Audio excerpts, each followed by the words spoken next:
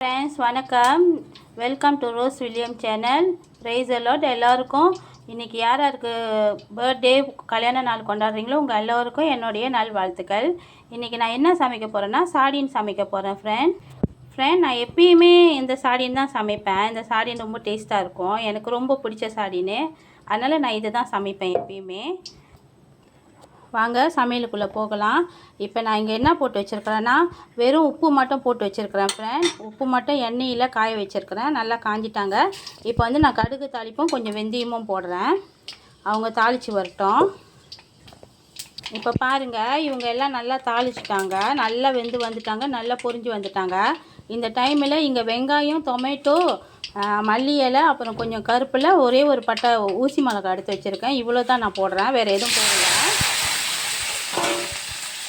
பாருங்கள், பட்டை மிளகா, பச்சை மிளகா, அப்புறம் வந்து வெங்காயம், சின்ன வெங்காயம், டொமேட்டோ, மல்லி இலை, அப்புறம் வந்து கருப்பிலை, இவங்க 4 பேரையும் தான் நான் போட்டிருக்கேன்.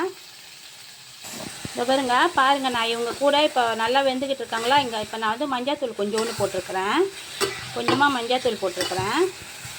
இப்போ மஞ்சாத்தூள் போட்டு ஒரு கிளறிட்டானே நம்ம எடுத்து வச்சுருக்கிற மிளகா சாந்து எடுத்து இதில் ஊற்றிடுவோம். ஃப்ரெண்ட் அந்த சாடினோட குவாவையும் இதிலேயே நான் ஊற்றிட்டேன். அந்த சாடின் உள்ள இருக்க டொமேட்டோ சாறு அதையும் நான் இதில் ஊற்றிட்டேன். கருப்பில், மல்லி இலை, அப்புறம் ஒரு 2 பட்டைப்பூ புளி போட்டிருக்கேன் ஃப்ரெண்ட். இந்த பாருங்க 2 பட்டை புளி போட்டிருக்கேன், அதையும் நான் இது கூட எல்லாத்தையும் ஒன்றா போட்டேன்.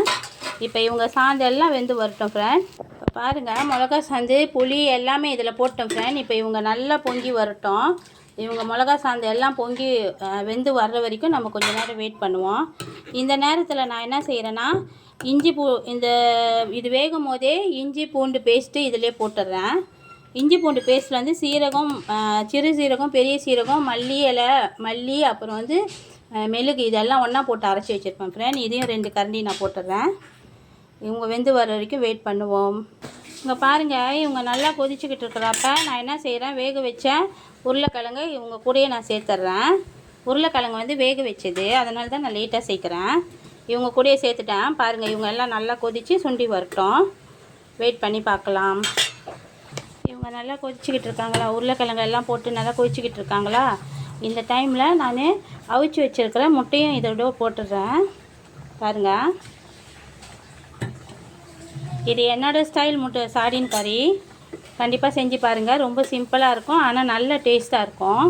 நீங்கள் பாருங்கள், நான் இதில் எவ்வளோ வெங்காயம், தக்காளிக்காயெலாம் போட்டிருக்கேன். வெங்காயமும் தக்காளிக்காயும் தான் போடுவேன் நான் எப்பயுமே, மற்ற பொருள் பாய்க்க மாட்டேன்.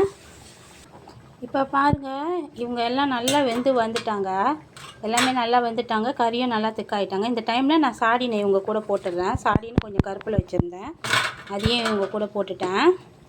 பாருங்கள், நம்ம சாடின் கறி எப்படி இருக்குன்னு பாருங்கள். நீங்கள் ஒரே ஒரு வாட்டி என்னோடய ஸ்டைலில் செஞ்சு சாப்பிட்டு பாருங்கள், அதுக்கப்புறம் நீங்கள் சொல்லுவீங்க எவ்வளோ டேஸ்ட்டாக இருக்காங்கன்னு.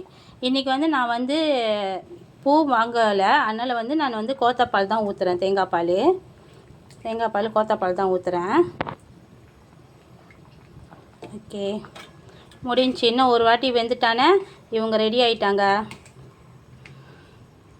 ஃப்ரெண்ட், இன்றைக்கி என் சமையல் உங்களுக்கு பிடிச்சிருந்தா லைக் பண்ணுங்கள், ஷேர் பண்ணுங்கள், சப்ஸ்கிரைப் பண்ணுங்கள், மறக்காமல் பெல் பட்டனை அமுத்திடுங்க. எல்லோரும் வாங்க சாப்பிட்லாம். நன்றி.